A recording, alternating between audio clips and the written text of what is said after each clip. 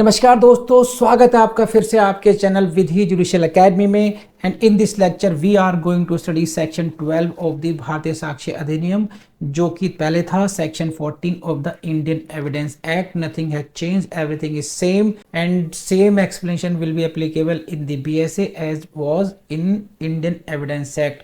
So without wasting time, let's study section 14 of the Indian Evidence Act, and just you have to adjust section number 14 with the section number 12 of the BSA। आपने सिर्फ इतना करना है, जहां जहां पर section 14 बोला जाए, इंडियन एविडेंस एक्ट कहा जाए, उसको आपने section 12 BSA समझना है, अदरवाइज एवरीथिंग सेम समझना है। So let's not waste the time and start the class। So now come to section 14 Evidence Act, again important for your prelims, and but this section is also important for your mains, but right now we are studying this only for the purposes of prelims।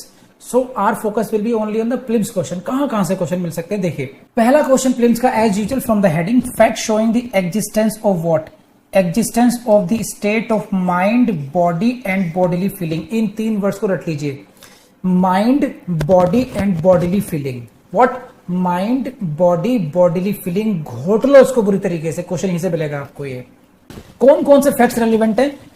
Facts relevant category first, which shows existence of the state of mind, जो मानसिक दशा को दर्शाने वाले facts, number 1। Number 2 category state of body. Number 3 category state of bodily feeling, third category. Three kinds of facts are relevant under section 14। यहीं से question आएगा, ABC करके ध्यान रखना। आप पढ़ते हैं डायरेक्ट लैंग्वेज में। Facts, which facts? Facts showing the existence of any state of mind. Showing, कौन से facts? Showing the existence of any state of mind. समझा देता हूं। कोई से भी ऐसे तथ्य जो किसी व्यक्ति की मानसिक दशा को दर्शाते हैं, मानसिक दशा को दर्शाने वाले तथ्य, showing the existence of any state of mind. तो यहां से पहला क्वेश्चन बनता है। अब कौन कौन सी स्टेट ऑफ माइंड का जिक्र सेक्शन 14 में किया गया? This is the next question. What kind of state of minds are discussed in section 14? This is the next question of prelims. Now please see this. Such as, इनको रटेंगे आप। Such as what?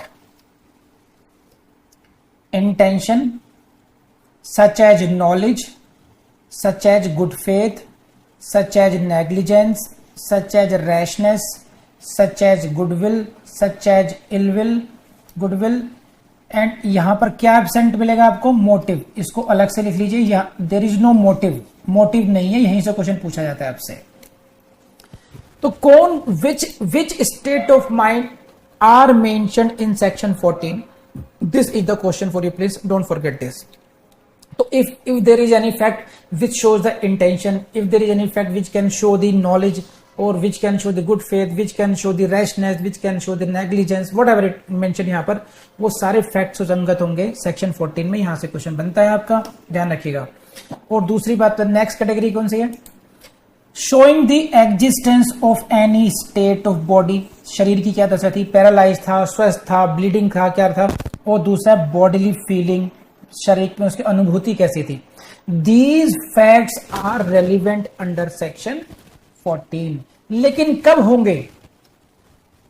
when the existence of any such state of mind or body or bodily feeling is in issue or relevant। बस इसको ध्यान रखना। ये सारे fact, ये सब रेलिवेंट कब होंगे? ये सारे फैक्ट्स रेलिवेंट कब होंगे? जब ये फैक्टर होगा। क्या? किसकी एग्जिस्टेंस प्रूव करनी है?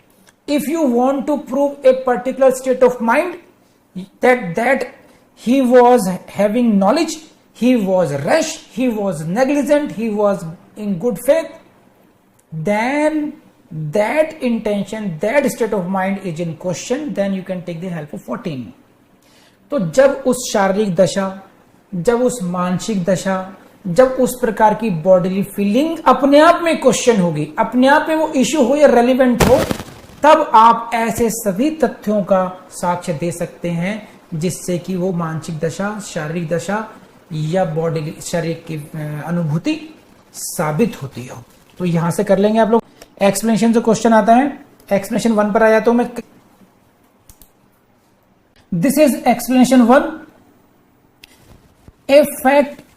A fact relevant as showing the existence of a relevant state of mind must show that the state of mind exists not generally but in reference to the particular matter in question। ये बहुत important है भाई, ध्यान रखिएगा, इसको समझ लीजिए।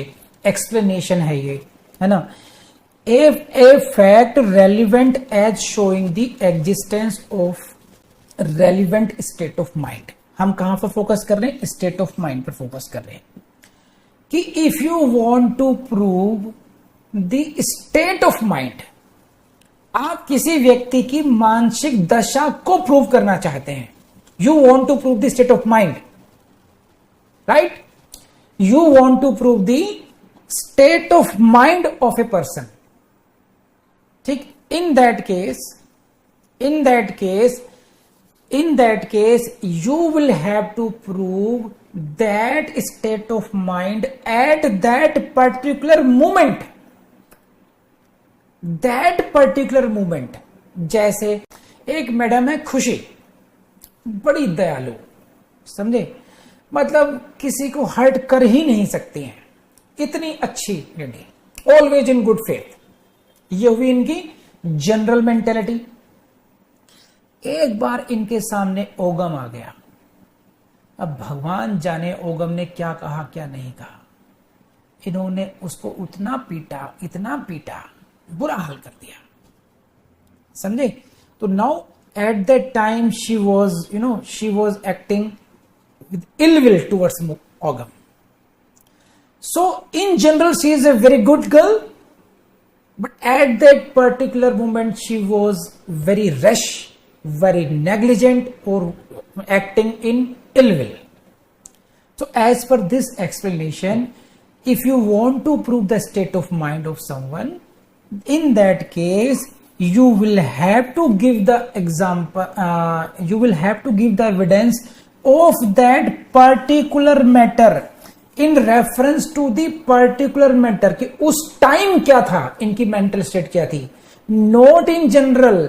अगर आप ये कहते हैं हाँ जी खुशी भी जानते हैं, हाँ जी बहुत अच्छी लड़की है साहब, बहुत सदगुणी, गौ है गौ एकदम।